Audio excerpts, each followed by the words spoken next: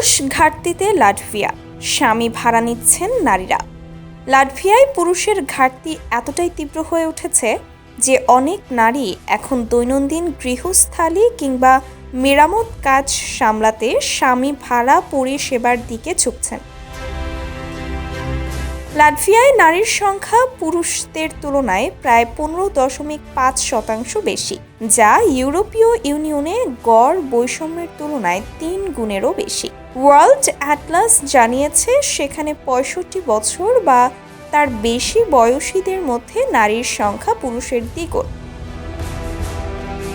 পুরুষ ঘাটতির কারণে লাটভিয়ার নারীদের জন্য অনেক ক্ষেত্রে সাধারণ কাজও কঠিন হয়ে যায়। উৎসব সংশ্লিষ্ট কাজ করা দেনিয়া নামের এক নারী জানান, তার কর্মক্ষেত্রে প্রায় সবাই নারী, ফলে সামাজিক পরিবেশেও সুষম মিথস্ক্রিয়া কমছে।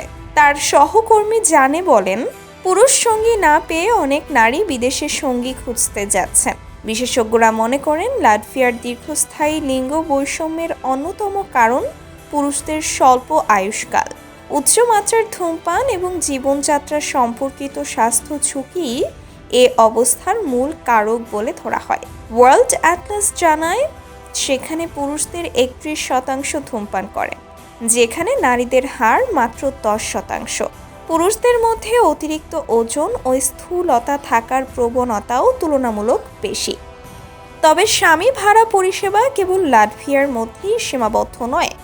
2022 সালে যুক্তরাজ্যে লরা ইয়াং রেন্ট মাই হ্যান্ডি হাজবেন্ড নামে তার স্বামী জেমসকে ছোটখাটো কাজের জন্য ভাড়া দিয়ে ব্যাপক সাড়া পান।